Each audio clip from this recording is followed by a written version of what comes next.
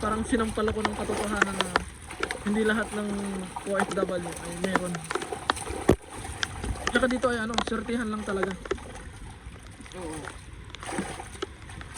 Mapalad ka kung nasa magandang trabaho yung napuntahan mo. True. Kaya sa mga kapwa natin OFW dyan, global lang. Kahit biglang umalis yung tubig, dito pa rin tayo papadpad sa dulo. Our hearts beat to the city streets. We began to feel the fire. We rise like tall buildings as the chemicals they take us higher. The night's young, it has just begun as she puts her hand in mine. We wanna chase the night, wanna dance to the light, pull the stars from the sky just to. Yun, what's up mga kapengyo? Magandang hapon sa ating lahat. At for today's video ay anong oras na ba? 4:42 na mga kapengyo, mag-aalas 5 na siya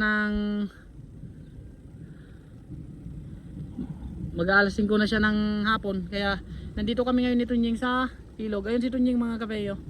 Bali, sobra akong nagulat sa ano ngayon ng ilog mga kapengyo kasi yung lutuan namin nandyan lang yun, nandito sa may ano.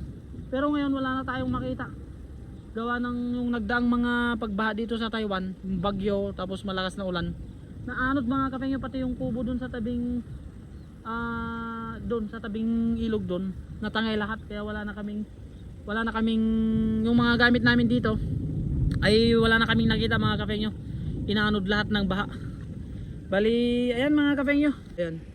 Ayan ngayon yung laki ng ilog mga kapengyo. Ayan, sobrang laki. Dati ano lang siya. Oo, dito sa parte lang dyan yung ano natin. Ngayon, wala na. Ayan, laki ng winasak ng ano. Sa labas. Ano yan, dalag? Hindi. Tilapia, ay, binabangga yung quit ko.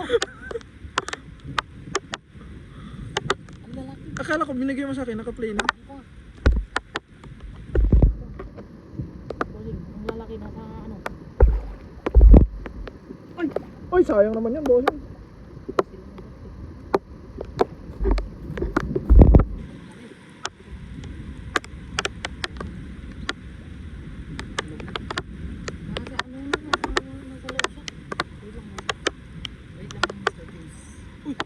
Oh,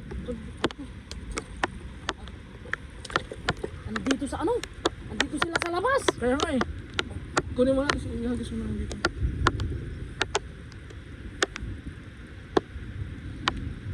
Uy, grabe naman yan. Dito na. Yan. Pa! Yun. Grabe naman yan, oh. Hawag kasi natin yung lambat. Ay. Hawag kasi natin yung lambat na kapay nyo. Malalaki dito. Hindi tayo maka... Sobrang laki. Sobrang laki. Ay, Nakala. grabe ang dami nila kaya lang. Ano, nalusot sila sa Kaya, mga bato. nasa ano, nasa silong ng bato. Oo.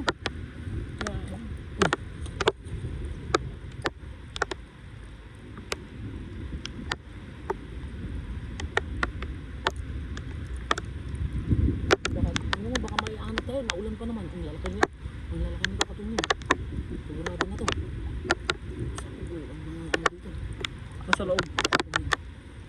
Uy! Ano ganyan? Ayan, laki. Uy, grabe naman yan. Lakas ah.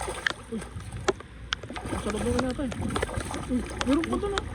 Ano eh, sumusulpot doon eh. Hindi ka lang, para iakat ka. Uy, grabe oh. Sabi nung mga kasama ko ano, walang isda. Ang dami namang isda. Baka ano, pagkagis may hinahatak. Hindi kapag kanipo, hinahatak natin wala tayong makuha kasi sumisiksik sila sa bato. Sabi mo nga bossing, ipatiles nila to. Uy, ako na lang. Uy! Ang nilahin. hawak ko lang tapos biglang lumuwag yung ano, lambat.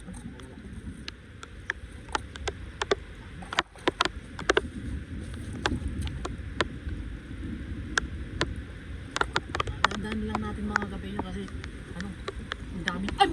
Mm.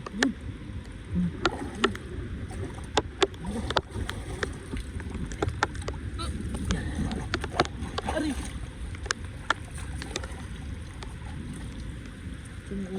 Uy! Uy! Pupusag yan. Ano yun? Uy, grabe naman. Laki mo. Ang dami. Sabi nila walang isda. Ang dami naman. Uy! Ang dami naman. Ano naman, hindi laki pa. Oh, lambat ba tayo? Oo. Nagdala na rin.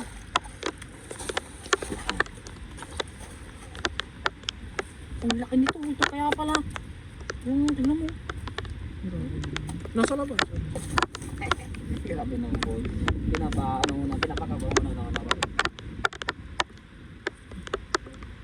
Babad yung sugat ko ah. Gagaling na yun. Ayun, marami naman. Grabe. Ano naman. Nalabas pala sila sa tag-ulan. Nagilid. Grabe namang pumusag to. Kaya pala pagkapa ko eh. Parang ano. Parang isda. Grabe naman yung sigaw yung bogi.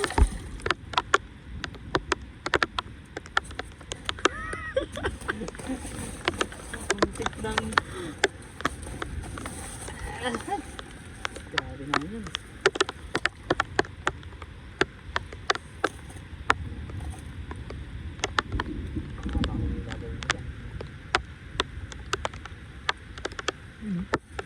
Ibubunlis ko yung akin bossing. Ibubunlis ko. Bakit boss? Tatanggalin ko yung tinik. Oh, boneless yun. Bossing, mayroon naman yung ano, boneless pero ano. Aliskas lang ang tinanggal. Ah, Para hindi mahirapan ano. Tapos imamarinate natin, no? paano kaya mag-boneless ng ganito ano? Tatanggalin yung tinik ko. Oo nga no. Oo nga no. May bossing talaga. Ah, May ribat ka agad eh. Ano? Anong sagot-sagot na yung sinasagot natin? ay, sagot-sagot.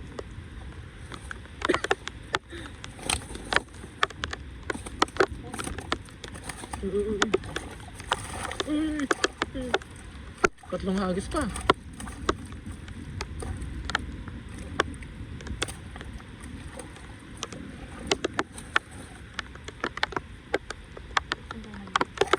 Ano yung mga kasama ko? Bakit ganun? Bakit wala silang mahuli? Pero kami ni Mr. Tunes eh tingnan mo naman mga kapengyo. Ang dami. Uy, butas na yung lambat mo bossing. Kaya nga eh. Ayun. Bagong bili lang to eh. Tahiin natin. Kailangan pag dito ka talaga sa ilog. Huwag kang hila ng hila. Kasi kapag hinila mo ng hinila.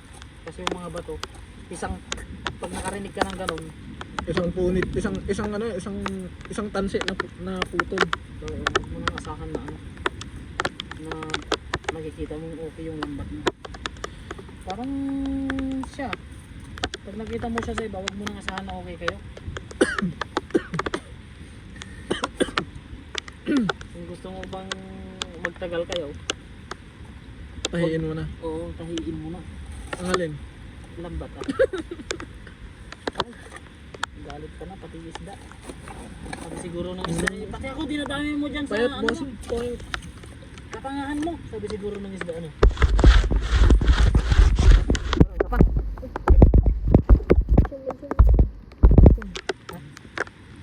Pinupunasan ko yung screen ni nag-zoom.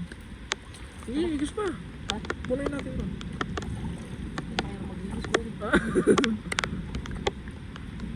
Ano na? Wala, wala na. Doon na tayo maglinis. Ha? Maglambat na tayo. Doon na tayo maglinis. Wag. Kahit ako, hindi na ako mag-ano doon. Kaya na tayo ako maglinis ko. Linis lang akong ilan. Pero yung ilan doon ko lilinisan kasi ano? Tag dito, ibubunlis ko. Oo. Paano ba mag-boneless yan? Tanggalin yung tinik niya. Ano, natanggalin ko lang yung ano, tinik niya. Yung ganun na. Hindi ko alam kung paano explain. Paano ba yun? Gap-gapin. Okay, okay. Sakit eh. Ganda ng bossing. Okay na yan. Diyan. Taglay na.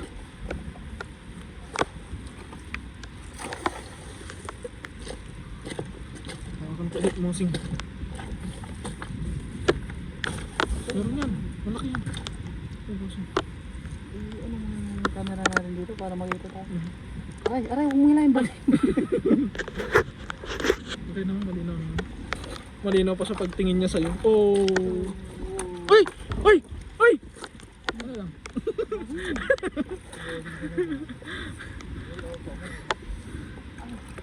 Sakit kasi sa ano mga kabayo yung ano.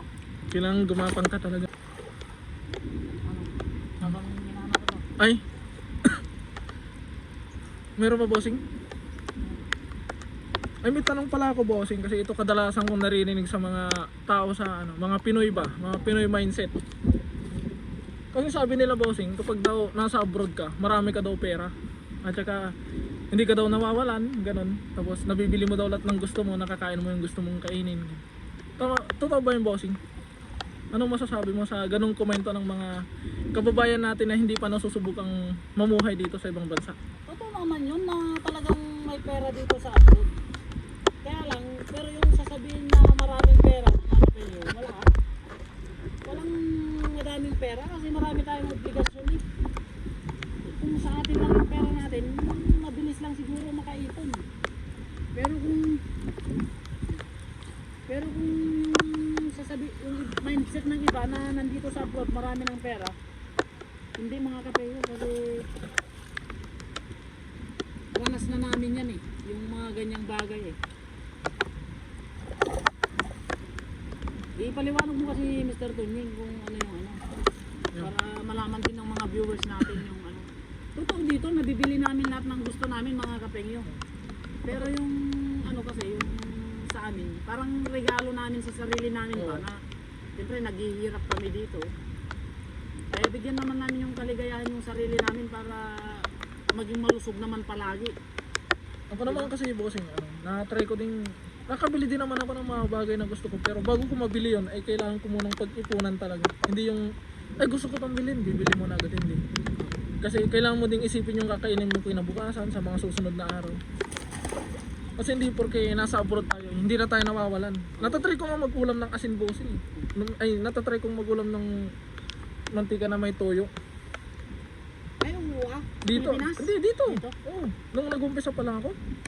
Hindi pa tayo magkakilala. Oo, hindi pa. Hindi mo ba alam yung tilapia noon? Hindi pa ako nangingisda noon. Kaya naisipan ko mag-garden. Hindi bago mo makamit yung gusto mo, di kailangan mo talagang pagsikapan. Marami ka pang pagdadaan. Saka sana sa mga hindi nakakaranas ng pagiging OFW, tanggalin po natin yung mindset na maraming pera ang mga OFW. Kasi sa totoo lang, meron naman marami naman din yung may pera, pero Hindi na- kalimitan talagang hirap na hirap mag-ipon. Kasi kung ano, nung nalaman ko yung ganito na pwede pala mangisda, ay, ginrab ko na, sumama na kami sa mama. Sinasabayan ko pa ng pagtatanim. Mula nung nasama ko kay kapatid nyo na ano, ng isda, hindi na ako bumibili ng isda sa palengke. Hindi na ako bumibili ng gulay sa ano, palengke kasi may sarili ng gulayan sa ano. May sarili na tayong may sarili na tayong farm, bakit pa tayo bibili ng ano? Kaya nung sa ganung paraan ay nakakatipid naman kahit papaano. Doon natin kinukuha yung pambili natin ng mga kailangan natin. Kasi kapag nangingisda tayo mga kapengyo, ang iisipin na lang natin yung mga regado, di ba? Kayang katipiran nun. Kaya yung mga nagsasabi na hindi ba kayo nagsasawa sa tilapia? Andun na tayo sa nagsasawa mga kapengyo. Pero syempre kasi, iniisip natin yung makakaipon tayo eh. Oo. Yun yung ano eh, mas lamang yung makakaipon kaysa magsasawa eh. Kasi kapag nagsawa tayo, wala na. Gagasto tayo pag nagsawa tayo. Sigurado. Kung yung isang piraso nga ng tilapia bossing na ganun sa ano, nahuli natin na gapalad yung laki, 92 NT. Yun. Kaya Eh, ilang tilapia mo ubos mo sa isang linggo o sa isang buwan.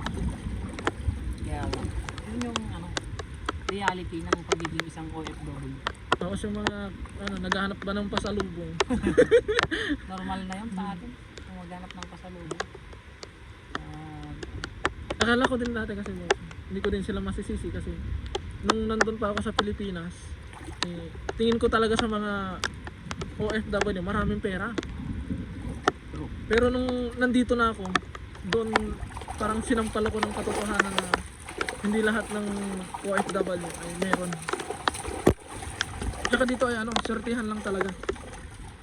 Oo. Mapalad ka kung nasa magandang trabaho yung napuntahan mo. True. Kaya sa mga kapwa natin OFW dyan, laban lang. Laban lang mga venue. Laban lang tayo kasi sabi nga eh, maikli lang ang buhay. Hindi natin kailangan ng maraming pera.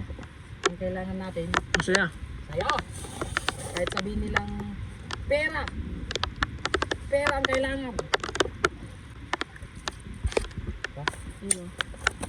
Pero huwag mo na ngayon. Tama na to bossing. Nakarami Nakarami na ata ako eh. Ano? sakto na. 3 minutes. Ikaw. Yung malalaki lang yata bossing. Ikaw, paano ko naman? Pero kukunin ko yung ganito. Kukunin ko to kasi ano. Pang ano lang. Rapsa. Ano? Kanin hindi. Yun na. Pangalan natin. Ibang goal. Kahit mga Ah! Oh, lumabas yung malaki bossing. Sayang yan. so, ang gagawin natin mga kapengyo para hindi naman kami mahirapan ay dito na namin lilinisin kasi pag nasa dorm na kami mga kapengyo wala naman kami ibang aasahan doon na maglilinis. Siyempre bibigyan natin sila tapos maglilinis pa tayo doon eh ano medyo babagutin na kasi pagod na kaya dito na pa lang lilinisin na namin paliskisan na natin kasi at lulutuan ko si Kapengya ng ano mga Kapengyo, sweet and sour. Parang yung pagka-sweet niya sa akin. Sorry. Sana all. Sana all. Sana all, sana all. Sabi ng bata eh. Lulutuan natin siya ng ano. Kahit di kami magkatuluyan. Kailangan iparamdam natin na ano. Mahal na mahal natin siya. Ay! Mahal na mahal ko pala siya, hindi ba lang.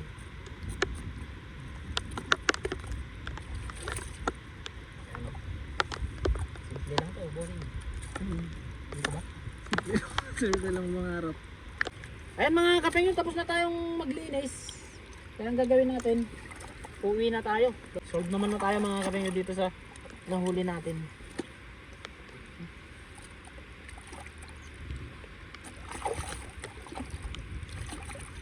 Kailangan lang sisirin to para ano. Oh, mahuli.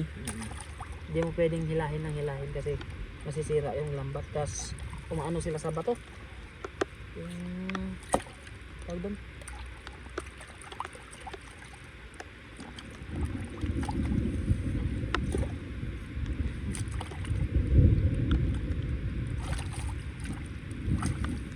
hindi ko na nabilang ilan na yun Hanapin na lang natin mamaya.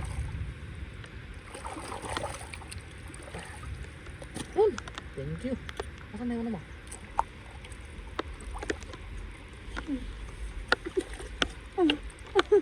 awit awit natin Ay, wag mong kalimutan.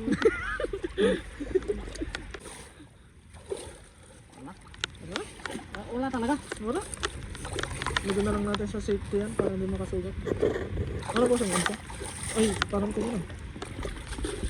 yun mga kapengyo, pauwi na nga kami ni Tunying at nakakuha naman kami ng pangulam. Bali, doon na lang tayo sa dorm magluluto kasi hapon na mga kapengyo at maggagabi na rin. Tapos ulan pa. Oo, ulan pa.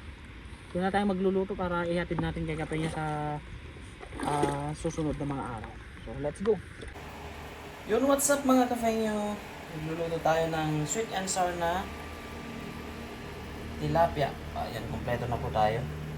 Imbes na pahaba, ginawa ko po siyang pagbilog mga Kapenya.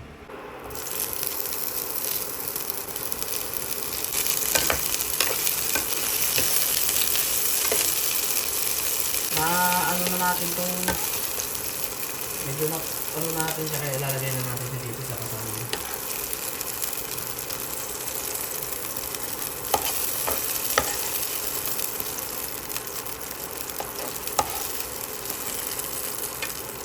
Lalagay na natin yung bawang, sibuyas,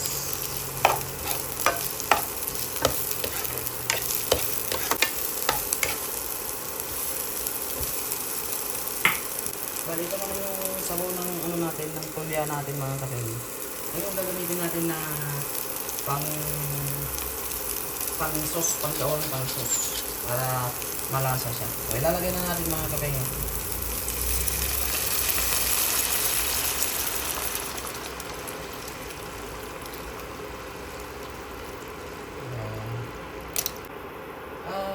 At dito mga kapatid, gagamit tayo ng patis. Yung gagamitin natin. Imbes na asin yung gagamitin natin, gagamit tayo ng patis mga kapatid. Kaunti lang kasi maalat yung sabaw ng tulya. Yung bago?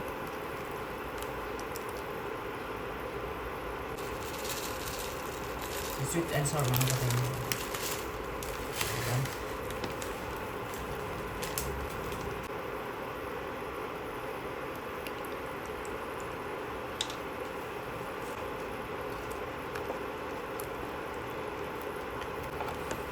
Ilalagay na natin mga kapatid.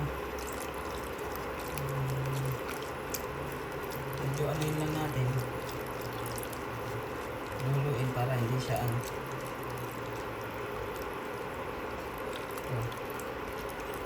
Unti-unti lumalapot na siya mga kapatid.